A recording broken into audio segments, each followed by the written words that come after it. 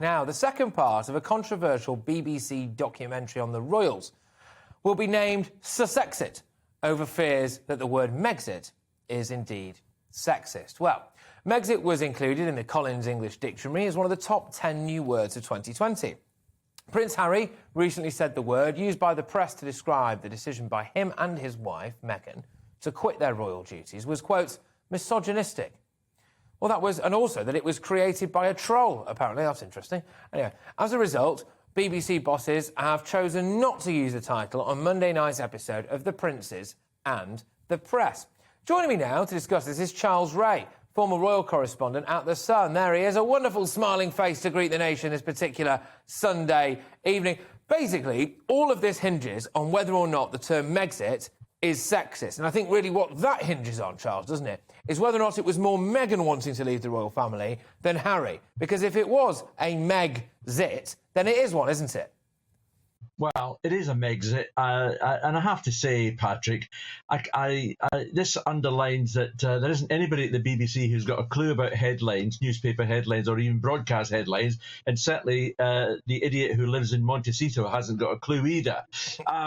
It was the Sun who actually is credited with the first headline on Megxit on January the 9th in 2020. We were the ones, or the Sun came up with it, and everybody else followed it. Maybe you're a troll, Charles.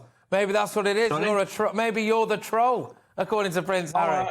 I've been accused of all sorts of things, Patrick. I don't really care. To be perfectly honest, this was a play on the phrase Brexit, if you remember, at that time. That's why the Sun came up with it. That's why the Sun comes up with these great headlines. It's not misogynistic. It's got nothing at all to do with misogynism or racism or any other ism you would care to mention.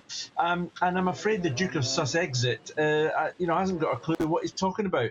But it just goes to show that this programme tomorrow night is in actual fact weighted well, it seems to be, because I don't know what's in it, but certainly from the first one, is weighted towards, showing Meghan and Harry in a good light. I mean, the last time it was on last Monday, we had the Duchess's lawyer on there sort of saying that she wasn't a bully and she was a joy to work with. There's no mention on that last programme that there's an actual investigation by the palace into allegations which she denies, that Meghan was guilty of forcing out 2 personal aides and being a bit naughty and nasty to several other people.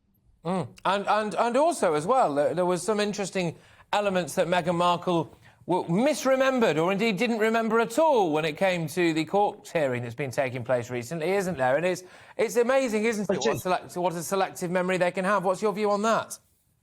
And that was exposed quite nicely, actually, in the programme when you had the Meghan cheerleader-in-chief, Omid Scobie, claiming, without any evidence whatsoever, that people at the palace were briefing against Meghan. Unfortunately for him, this was filmed, several months ago. And this is before Meghan made her amazing confession that she'd actually contributed to this book via a personal aide. She'd supplied text messages and a script as to what should be given to this guy. So he was caught out as well. And I'm just wondering whether he'll be doing more rubbish tomorrow night. Is this whole BBC giving in to Harry and Meghan's, or specifically Harry, actually, his idea, his notion that the term Megxit is misogynistic, is the BBC doing that, do you think, because they've aligned themselves with Harry and Meghan overtly against the palace? Do they see this now, and are they trying to frame this as a battle of left versus right? I'm not so sure I understand why the BBC is actually doing this programme, given that the BBC is in deep doo-doo, Patrick, over certain things that have happened in recent years with the royal family, not least of all... Well, you could argue they should have been in deeper doo-doo with things that happened years ago as well, but anyway, carry on. Yeah, you're absolutely right. But up to date, the Panorama programme, in which they had to pay out £750,000 to a designer who was tricked into faking documents to entice Princess Diana to make this programme with Martin Bashir, plus a healthy, I think it's a healthy sum of money to the Prince's Foundation as well. So, you know, it's a war now between the royal family and the BBC. And I think at the end of the day, you know, the royals are entitled to decide who they want to allow to cover certain events. We've already seen this carol concert that the Duchess of Cambridge is due to host in a few weeks has been taken away from the BBC and it's been given to ITN, who've been welcoming it with open arms.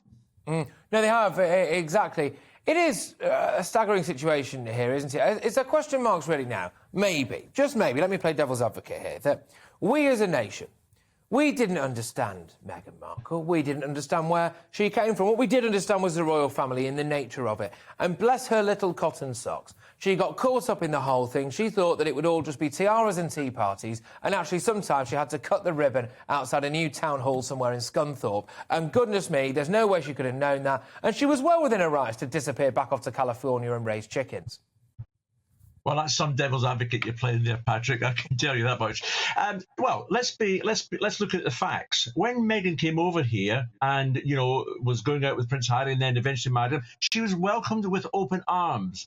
It suddenly changed when Meghan suddenly realised that she wasn't going to be the star of the show. She didn't realise that in the royal family there is a pecking order. There's the Queen, there's Prince Charles, and then there is the Duke of Cambridge, and Harry is under that, alongside their respective wives. And one of the things is you don't step on anyone else's toes when they're doing something. But Meghan couldn't stand that. She wanted to be number one all the time. It's a great, great pity, because they could have been such a valuable asset, not just to the royal family, but to the UK as well. And just a very, very sad state of affairs now. It's true, but there is also something that does stand out for me, which is a number of Prince Harry's exes. What stands out for me is not the amount of exes he's had. I can completely understand why he's an attractive prospect, certainly when you are of a certain age. However, not a lot of them seem to want to come out and go, gosh, I wish I was Meghan. Gosh, I wish I had that life. Is there an argument to be made there that if you're a member of a certain society, if you've got money, if you've got a lot going for you, actually, you will probably already be very rich, you'll probably marry someone else rich, and you don't need the burden on your life that the royal family brings you? And if that is the case, ultimately, is this Harry's fault? Should he have warned Meghan more?